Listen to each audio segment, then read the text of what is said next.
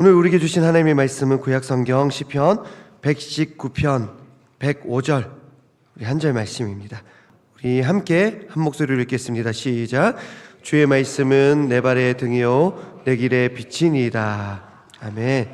이 말씀으로 오늘 우리에게 주신 하나님의 말씀은 이라는 제목으로 말씀을 전하고 함께 은혜를 나누고자 합니다.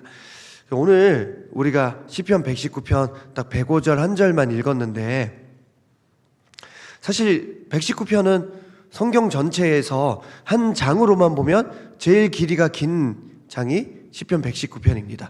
몇 절까지 있냐면 176절까지 있습니다. 그래서 성경 일독하다가 여기서 막히는 분들이 있습니다. 시편부터 시작, 왜냐하면 1편 6절밖에 안 되니까 쉽잖아요. 나 벌써 한 장 읽었어 하다가 117편은 2절이잖아요. 아싸, 119편 176절 거기서 이제 시험 들고 교회 떠나고 막 이러는 거죠. 근데 시편 119편은 정말 중요한 내용을 담고 있습니다. 이 119편 전체가 어떤 내용이냐면 하나님의 말씀에 관한 내용입니다. 제가 지난주일 주일 예배 때 시편 1편으로 말씀을 전하면서 시편 1편이 시편 전체의 주제라고 말씀을 드렸습니다. 시편 전체의 주제가, 1편의 주제가 뭐냐면 어떻게 하면 복받을 수 있을까? 어떻게 하면 행복할 수 있을까? 그 비결이 뭐냐면 하나님의 말씀 안에서, 율법 안에서 사는 것인 줄 믿습니다. 할렐루야. 시편 119편도 마찬가지입니다. 말씀입니다. 하나님의 말씀. 우리가 어떻게 말씀 앞에서 어떤 태도로 살아야 될지, 하나님의 말씀을 우리가 들었을 때 어떻게 살아야 될지, 그것을 알려주는 내용이 시편 119편의 내용입니다. 오늘 저는 시편 119편을 통해서 말씀 앞에서 우리가 어떤 자세를 가져야 할지 한 3가지 자세 정도를 함께 나누고자 합니다. 먼저 첫 번째로, 시편 저자는 이 말씀 안에서 하나님의 말씀을 들었을 때 하나님과 소통하는 삶을 살고 있습니다. 하나님과 뭘 한다고요? 소통을 합니다. 그는 하나님의 말씀대로 살겠다고 다짐을 합니다. 하나님, 주의 말씀이 내 발의 등불 같아요. 내 길의 빛입니다. 하나님, 제가 이 말씀 붙들고 발걸음, 길 한번 걸어보겠습니다. 그렇게 말씀대로 살겠다고 다짐합니다. 그리고 더 나아가서 어떻게 하냐면 하나님의 말씀을 듣기만 하는 것이 아니라 그 또한 하나님을 계속 찾고 하나님께 말을 하고 있습니다. 하나님만 나에게 말씀하시는 것이 아니라 나도 하나님께 계속 말하고 찾고 구하고 있습니다. 이미 말했지만 시편 119편은 성경에서 가장 길이가 긴 장입니다. 그런데 이 긴 내용이 다 무슨 내용이냐면 하나님을 향한 시인의 고백입니다. 하나님께서 말씀을 주셨을 때, 하나님, 저는 이렇습니다. 하나님, 저는 이렇게 살아보겠습니다. 하나님 하면서 하나님께 계속 시인이 말하는 게 176절이나 이어지는 게 시편 119편입니다. 말씀을 듣기만 하고 끝내는 것이 아니라 시인도 하나님을 계속 찾고 말하고 있는 것, 그게 시편 119편의 내용입니다. 우리가 다른 사람들과 함께 살아감에 있어서 이 소통의 능력은 굉장히 중요합니다. 말이 통하지 않으면 살아가는 게 참 쉽지가 않습니다. 누군가 저에게 찾아와서, 목사님, 저 사람은 참 소통이 안 됩니다 라고 말합니다. 그래서 그 사람을 만나보니까 어떻게 말하냐면, 목사님, 그 사람이 소통이 안 돼요 라고 말합니다. 서로 소통이 안 되는 거죠. 쉽지가 않습니다. 지난 주일 2부 예배를 들으신 분이 여기 계신지 모르겠는데, 지난 주일 2부 예배 때 제가 수학 능력 시험 내일 치잖아요. 그 학생들을 위해서 축복하는 시간을 잠시 가졌는데, 평상시와는 좀 다르게 앞에 불러서 제가 기도하고 하지 않고 그냥 그 자리에서, 요즘 애들 앞에 나오라고 하는 거 쉽지 않거든요. 그래서 그 자리에서 일어나게 하고 같이 찬양, 아까 전에 우리 깊어진 삶을 주께 그 찬양 부르고 통성 기도하고 또 야곱의 축복 부르면서 휴대폰 불빛 비추고 그런 시간을 가졌습니다. 그래서 그 시간이 조금 2부 예배가 길어졌지만 그래도 우리 교회가 또 이렇게도 예배 드릴 수 있구나, 또 좋게 봐주시는 분도 있었습니다. 근데 그 시간이 10분이 채 안 되는 시간입니다. 근데 그 10분 남짓의 시간을 위해서 제가 지난 한 주간 정말 애썼던 게 뭐냐면 소통입니다. 찬양을 두고 불러야 되니까 방송실이랑 계속 소통을 해야 되죠. 또 휴대폰, 이 시간에 휴대폰 불빛 켜면 그게 비춰집니까? 등이 다 이렇게 환한데 등을 꺼야 되잖아요. 그러니까 방송실과 계속 소통을 하는 거예요. 그리고 2부 찬양대 반주자들과도 소통을 해야 되죠. 그 곡을 쳐야 되니까. 그리고 이게 예배 시간에 있는 거니까 예배부를 담당하시는 목사님과 장로님과 또 다 일일이 따로 만나서 저 이렇게 해보려고 합니다. 괜찮을까요? 다 따로 만났죠. 교회학교 학생들이잖아요. 제가 특별히 시계를 제가 사서 선물로 줬잖아요. 이렇게 해도 될까요? 교회학교 목사님, 장로님 다 따로 만나서 물어보고 우려가 된다는 얘기도 있었지만 또 다 소통하면서 하나하나 했습니다.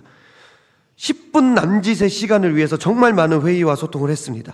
자, 그런데요, 사람과 소통하는 것도 이만큼 중요하고 힘이 드는데 믿는 우리는 하나님과 잘 소통하는 것이 더 중요한 줄 믿습니다. 시편 119편의 저자가 누구인지 잘 모르겠습니다. 시편 대부분은 다윗이 지었지만 이 119편은 누가 지었는지 기록이 되어 있지 않습니다. 그런데 이 시편 119편의 저자는 하나님과 말씀 안에서 소통하는 삶을 살고 있다는 것입니다. 하나님의 말씀을 듣고 하나님, 주의 말씀이 내 발의 빛입니다, 등입니다, 저 말씀으로 살게요, 말씀을 듣기만 하는 것이 아니라 하나님께 계속 말하고 그도 하나님을 찾는 삶, 소통하는 삶, 연결되어 있는 삶을 살고 있습니다. 이 시간 여러분들 각자 스스로를 한번 돌아보면 좋겠습니다. 여러분, 다른 사람과 소통하고 계십니까? 혹시 내 말만 하고 있지 않습니까? 내 말 안 들어준다고 저 사람 소통이 안 된다고 생각하고 있지는 않습니까? 다른 사람 얘기를 듣기는 하십니까? 지난 주일 찬양 예배 때 공견성 목사님께서 솔로몬 왕에 대해서 말씀을 하시면서 아직도 왕하냐 왕상이냐 소통을 못하고 계신 분들이 계신데 주보가 잘못 나온 거예요. 왕상입니다. 솔로몬 왕 이야기하시면서 듣는 마음을 강조하셨습니다. 여러분, 듣는 마음이 있습니까? 더 나아가서 하나님과 소통하고 계십니까? 하나님의 말씀을 듣고 계십니까? 혹시 그 말씀을 듣고 하나님께 나아가서 뭔가 말은 하고 계십니까? 내 마음에 맞는 말씀만 골라 듣고 계셨던 것은 아닙니까? 특정 목사님의 말씀만 듣고 계시진 않습니까? 말씀이라면 내 성에 차지 않더라도 내 마음과 다르더라도 일단은 듣는 마음이 있어야 할 줄로 믿습니다. 하나님의 말씀이라면. 하나님과의 소통과 연결됨, 동행함을 소중히 여기시는 저와 여러분 되시기를 바랍니다. 하나님의 말씀에 순종하고 그 말씀대로 살기로 결단하되 나도 하나님께 계속 말하고 부르짖고 찾는 삶을 살아야 합니다. 기도가 뭡니까? 우리가 어떻게 가르치냐면 기도는 하나님과의 대화라고 교회학교에서 저 어릴 때부터 배웠습니다. 대화가 뭡니까? 서로 소통하는 겁니다. 근데 우리는 보통 기도를 나만 말하는 시간으로 하고 있지 않습니까? 하나님과 소통하는 것입니다. 말씀 안에서 하나님과 소통하는 삶, 연결되어 있는 삶 사시기를 축복합니다. 자, 두 번째로 시인은 고난 가운데 계속 말씀을 붙드는 모습을 보여줍니다. 자, 첫 번째가 하나님과 말씀 안에서 소통하는 삶, 두 번째 고난 가운데서도 말씀 붙드는 삶. 시편 119편 전체를 읽다 보면 이게 분위기가 밝지가 않습니다. 어두컴컴하고 깝깝하고 그렇습니다. 시편 119편을 왜 이럴까 생각해 봤더니 이 시편 119편을 적은 사람이 삶이 어렵기 때문입니다. 삶이 어려워요, 보니까. 22절 말씀입니다. 화면 띄워주시면 우리 함께 읽겠습니다. 시작. 내가 주의 교훈들을 지켰사오니 비방과 멸시를 내게서 떠나게 하소서. 아멘. 내가 주의 교훈들을 지켰어요. 정말 열심히 신앙생활 했어요. 근데 결과가 뭐냐면 비방과 멸시가 나를 찾아왔습니다. 그게 결과입니다. 쉽지 않죠? 자, 23절 보겠습니다. 시작. 고관들도 앉아서 나를 비방하여 싸우나 주의 종은 주의 율례들을 작은 소리로 읊조렸나이다. 아멘. 고관들, 잘 나가고 힘 있는 사람들이 지금 나를 비방하고 있대요. 이게 쉽지가 않거든요. 여러분, 높은 사람이 나를 찾아와서 판사, 변호사, 경찰이 우리 집에 와가지고 나를 욕하면 이게 쉽지가 않습니다. 자, 25절입니다. 시작. 내 영혼이 진토에 붙어 싸우니 주의 말씀대로 나를 살아나게 하소서. 아멘. 진토가 뭐냐면 진흙입니다. 여러분, 우리가 정말 힘들 때 정말 제가 지금 바닥을 치고 있습니다, 이런 표현을 하는데, 진토, 그냥 바닥도 아니고 진흙 바닥을 지금 뒹굴고 있는 겁니다. 지금 난리 났습니다. 결국 그의 마음이 어떻게 되냐면 28절입니다. 시작. 나의 영혼이 눌림으로 말미암아 녹사오니 주의 말씀대로 나를 세우소서. 아멘. 그의 영혼이 눌려 있다고, 그의 마음이 녹아내리고 있다고 말합니다. 오늘 새벽에 김영도 목사님 간담이 녹다, 마음이 녹다, 그런 표현 여호수아 2장 말씀 우리가 함께 읽었는데, 여러분, 마음이 녹는다는 표현은 성경에서 그렇게 좋은 표현이 아닙니다. 내가 널 사랑해, 내가 너를 보면 마음이 녹아내릴 것 같아, 이런 게 아닙니다. 마음이 무너져서 아예 녹으면 없어지잖아요. 얼음이 녹으면 없어지는 거잖아요. 그런 마음이 그런 상황이라는 겁니다. 무너졌습니다. 마지막으로 31절 함께 읽겠습니다. 시작. 내가 주의 증거들에 매달려 싸우니 여호와여 내가 수치를 당하지 말게 하소서. 아멘. 지금 그 사람이 하나님 말씀 붙들고 살았는데 결과가 뭐냐면 수치를 당하고 있습니다. 하나님, 저 이거 수치 좀 없애주세요. 제가 이 꼴 보려고 교회 다녔습니까? 이러고 있습니다. 자, 정리해 보겠습니다. 열심히 신앙을 지켰는데 이 사람의 지금 현재 상황이 어떠냐면 비방과 멸시를 받고 있어요. 나랑 비슷한 수준의 사람이 나를 욕하면 무시하면 되는데 고관들이, 진짜 세상의 권력자들이 나를 욕하고 있습니다. 이게 피할 길이 없습니다. 바닥을 치는데 그냥 바닥이 아니라 진흙 바닥을 나뒹굴고 있고요, 내 마음이 눌리고 녹아버렸습니다. 결국 수치스러운 삶을 살고 있습니다. 제가 볼 때 시편 119편 다 읽기 어려운 이유는 한 절 한 절이 이렇게 힘 빠지는 내용들로 가득 차 있기 때문인 것 같기도 합니다. 자, 그러나 여러분, 이걸 기억해야 됩니다. 신앙을 지키다 보면 고난을 만날 수도 있습니다. 그걸 우리가 기억해야 됩니다. 신앙을 지키다 보면 힘 빠지는 일이 생길 수밖에 없습니다. 전혀 고난이 없으면 어쩌면 그건 내가 신앙을 잘 안 지켰을 수도 있습니다. 고난 가운데 신앙을 택했다기보다는 고난 가운데 신앙 버리고 좀 편한 길을 택했기 때문에 내가 순탄한 삶을 살았을 수도 있습니다. 진짜 신앙은, 진짜 믿음은 고난 가운데 밝은 빛과 같이 드러나게 되기 때문입니다. 시편 119편의 저자도 마찬가지입니다. 이렇게 신앙 때문에 고난당하고 있는 상황에서 시인은 어떻게 이 어려움을 해결하냐면, 놀랍게도 그는 고난 가운데 하나님의 말씀을 더더욱 붙드는 선택을 합니다. 여러 번 언급하지만 시편 119편 죄다 하나님을 향한 시인의 고백입니다. 그는 계속 하나님께 말을 걸고 있습니다. 별의별 내용을 합니다. 다 얘기합니다. 시시콜콜하게 고자질하고 칭얼칭얼대고 다 얘기합니다. 지금 방금 어떤 내용 시인이 말하고 있는지 우리가 들었잖아요. 하나님, 누가 저 비방해요. 높은 사람도 저를 비방해요. 하나님, 저 지금 진흙바닥 뒹굴고 있다니까요. 하나님, 저 마음이 녹고 있어요. 하나님, 저 진짜 수치스러워요. 이런 얘기를 숨기지 않고 하나님께 구하고 있습니다. 신앙인으로서 고난을 대하는 가장 바람직한 방법이 이겁니다. 하나님께 말하는 삶이 되어야 할 줄 믿습니다. 시시콜콜한 내용이라도 다른 곳에서 말하지 말고 하나님께 말해야 됩니다. 우리가 보통 고난을 당할 때, 마음에 어려움이 있을 때 어떻게 하냐면 내 마음에 맞는 사람을 찾아갑니다. 시시콜콜한 내용을 저 사람에게 말합니다. 그게 또 다 퍼집니다. 하나님께 말하는 신앙인들 되시기를 축복합니다. 다른 방법 찾기 전에 비록 고자질이라도 찡찡대는 말이라도 하나님께 말하면 됩니다. 하나님, 그 말 너 어떻게 나한테 그런 걸 말할 수 있어? 너 나한테 영광 돌려야지. 어떻게 힘들다는 말만 나한테 할 수 있어? 하나님 그렇게 말씀하시지 않습니다. 그 말 들어주시고 너가 나를 찾아왔구나. 잘했다. 내가 네 말 듣고 있다. 내가 해결해 줄게. 그렇게 우리를 도와주실 줄 믿습니다. 그렇게 고난을 하나님께 토로하던 그는 고난 속에서도 하나님의 말씀을 계속 붙드는 선택을 합니다. 힘들다고 하나님께 말하고 징징댑니다. 그러나 그러면서도 계속 어떤 각오를 합니다. 하나님, 저 다시 일어설 거예요. 하나님, 저 다시 계속 말씀 붙들 거예요. 그렇게 고백을 합니다. 왜요? 이 말씀이 나에게 힘을 줄 거라는 믿음이 있기 때문입니다. 그래서 시편 119편 보면 말씀이라는 단어는 아니지만 유사한 단어가 참 많이 나오는데, 여러분들 성경을 대충 훑어보십시오. 119편 17절 보면 주의 말씀이라고 나옵니다.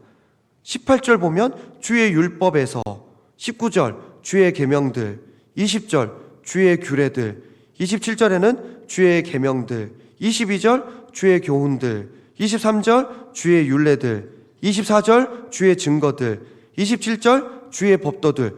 율법, 계명, 규례, 교훈, 율례, 증거, 법도, 이게 다 뭐냐면 다 말씀입니다. 다 같은 말을 하고 있는 겁니다. 하나님, 제가 주의 그 앞에 다 주의를 붙였잖아요. 주님의 말씀 붙들고 제가 다시 일어서길 원합니다. 지금 제가 너무 힘들지만 계속 하나님 말씀 붙들고 살다 보면 언젠가는 저 일어서겠죠. 그 마음을 고백하고 있습니다. 그래서 25절 아까 우리가 함께 읽었지만 주의 말씀대로 나를 살아나게 하소서. 28절 주의 말씀대로 나를 세우소서. 할렐루야. 이 고백이 우리의 고백이 되기를 축복합니다. 지금까지 두 가지를 말씀드렸습니다. 시편 119편의 저자가 하나님의 말씀 안에서 어떻게 살아가고 있냐면, 어떤 자세로 살고 있냐면, 첫 번째, 소통하는 삶, 말씀을 듣기도 하지만 말하는 삶. 두 번째, 계속 고난 가운데도 계속 말씀을 붙드는 삶.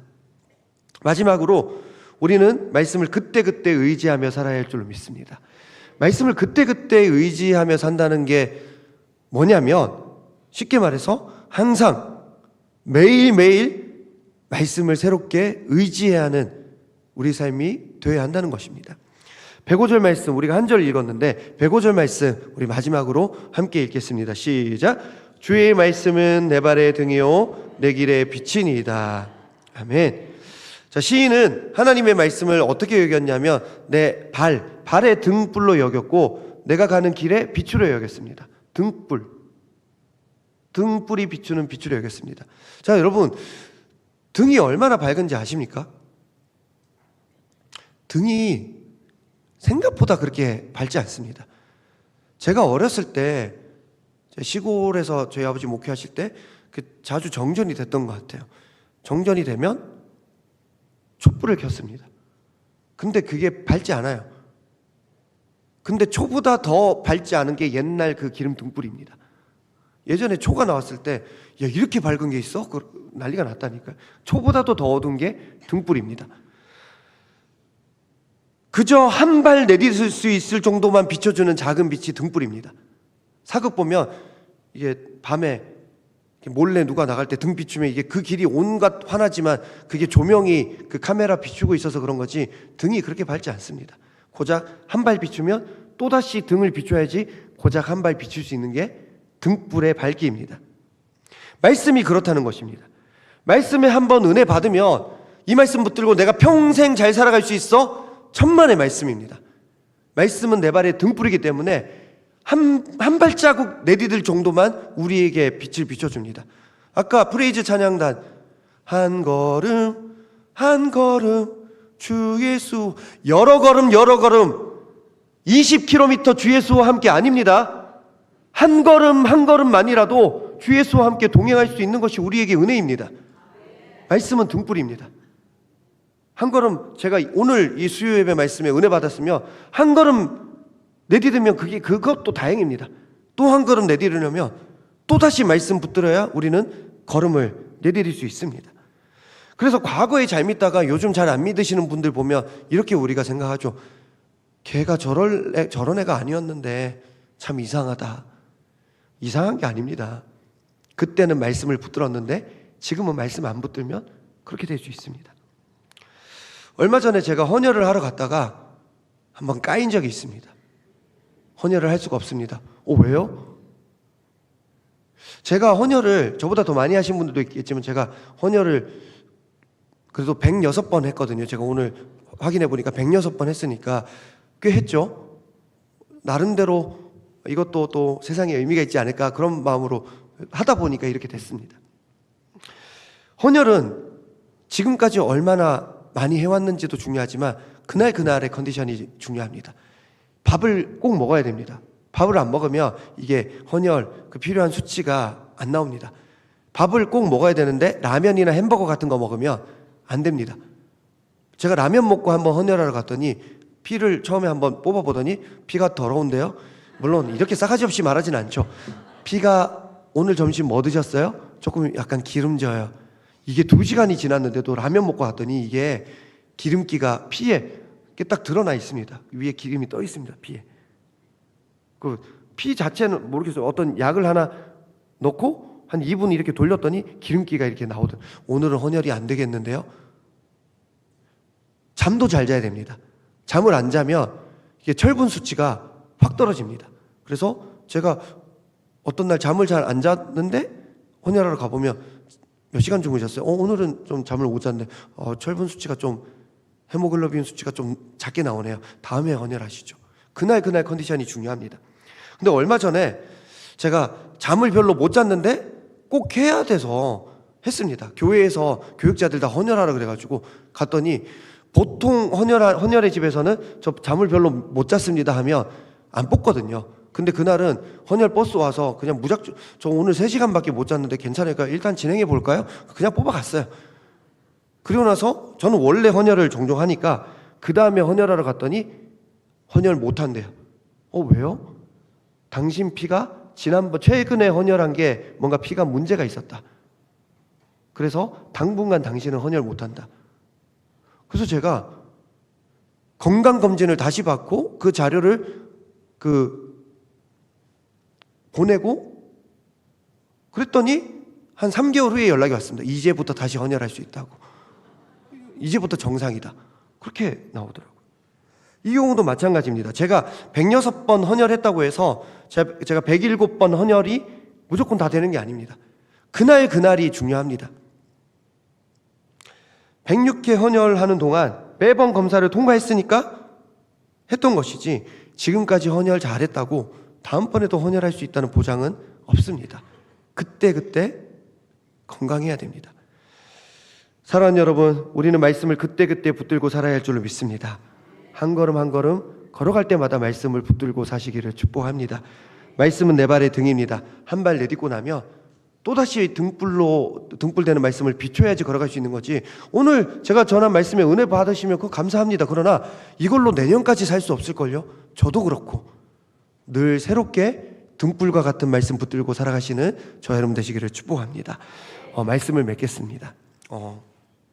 오늘 제가 이제 조금씩 뭔가 이렇게도 해보고 저렇게도 해보고 하는데 수요 예배를 마지막에 통성기도 하는 것도 좋지만 말씀 끝날 때 같이 찬양 부르고 통성기도 하는 것도 좋을 것 같아서 한번 해보려고 합니다. 오늘 말씀 제목을 어떻게 했냐면 오늘 우리에게 주시는 하나님의 말씀은 이라고 잡았습니다. 우리 교회는 성경 봉독할 때 성경 말씀은 이라고 하는데 보통 교회들에서 성경 봉독할 때 이렇게 말합니다. 오늘 우리에게 주시는 하나님의 말씀은, 오늘 우리에게 주신 하나님의 말씀은.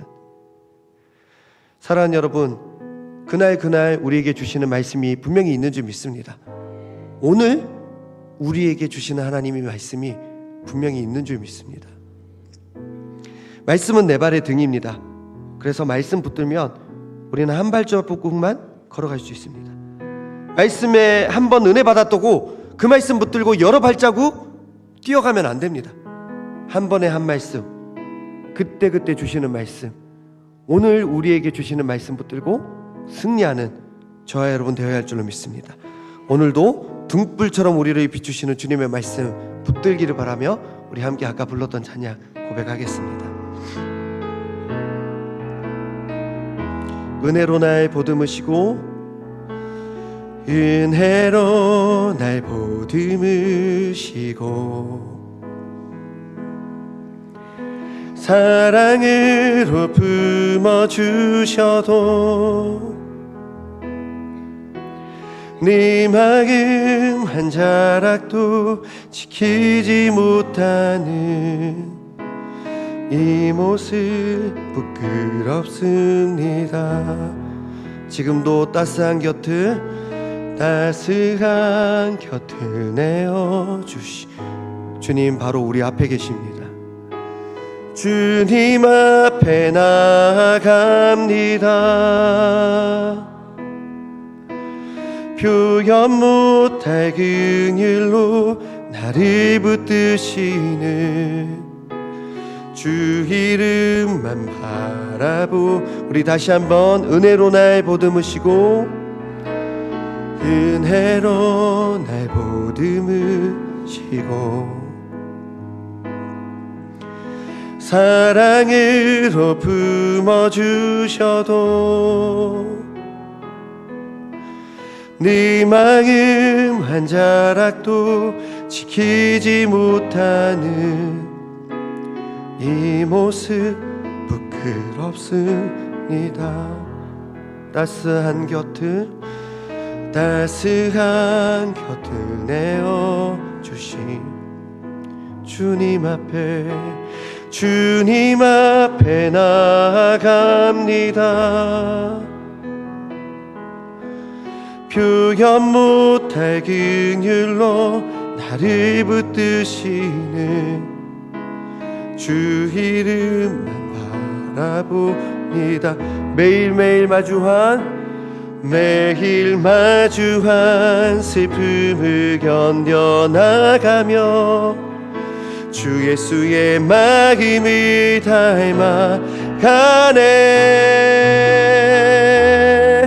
두려운 걸음마다 주가 동행하니 주 의지하며 오늘을 건네. 주의 신실한 소망을 깊이 담으며 주 예수의 풍요를 채워가네. 우리는 하나님의 자녀입니다. 하나님의 자녀로 명예 지켜가며 깊어진 삶을 주께 드리. 매일 마주한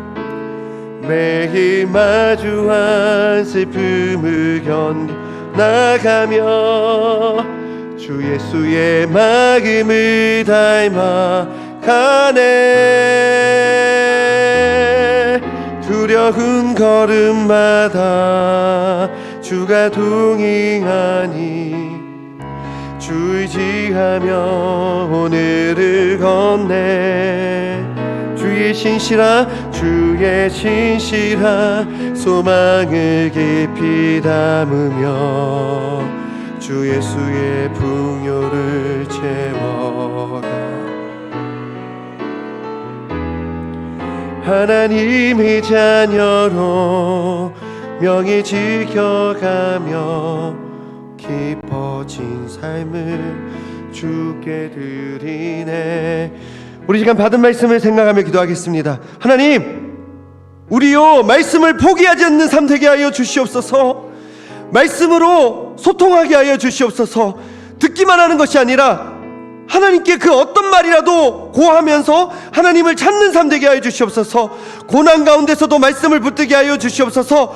그때 주시는 말씀, 오늘 우리에게 주시는 말씀 붙들고 한 걸음 한 걸음 내 발에 등불 되시는 말씀 붙들고 걸어가는 삶 되게 하여 주시옵소서. 하나님, 사랑하는 주의 자녀들이 내일 시험을 치릅니다.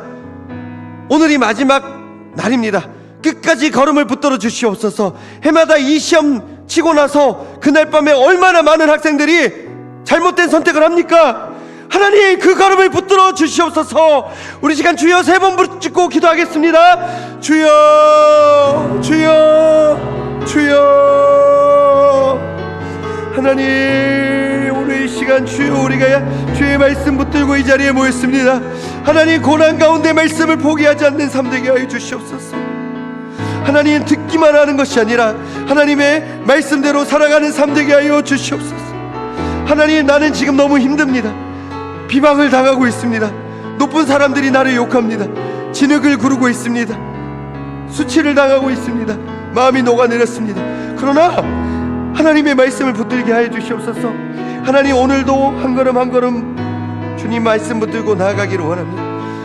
오늘 우리에게 주시는 하나님의 말씀 붙들고 내 발에 등불 되시는 하나님의 말씀 붙들고 걸어가기를 원합니다. 주여, 도와주시옵소서. 하나님, 사랑하는 주의 자녀들, 내일 그동안 열심히 준비했던 그 시험을 치릅니다. 주여, 도와주시고 인도하여 주시옵소서. 끝까지 하나님 함께하여 주시옵소서. 주님, 매일 마주한 슬픔을 견뎌 나가며 주 예수의 마음을 닮아가네. 두려운 걸음마다 주가 동행하니 주를 지하며 오늘을 걷네. 주의 신실한 소망을 담으며 주 예수의 풍요를 채워가네. 하나님의 자녀로 명예 지켜가며 깊어진 삶을 주께 드리네. 살아계신 하나님 감사합니다. 한 주의 세 번째 날 주님 말씀 붙들기 위해서 이 자리에 모이게 하여 주시니 감사합니다. 주님 말씀 붙들고 오늘 우리에게 주시는 하나님의 말씀 붙들고 한 걸음 한 걸음 내 발에 등불 되시는 주님 말씀 바라보며 승리하는 우리 모든 인생 되게 하여 주시옵소서. 내일 사랑하는 주의 자녀들 수학능력 시험을 치릅니다. 그들의 걸음을 끝까지 주장하여 주시고 수능시험 끝나고 행복한 인생이 열릴 줄 믿사오니 주여 동행하여 주시옵소서. 사랑하고 축복하며 예수 그리스도의 이름으로 기도하옵나이다. 아멘.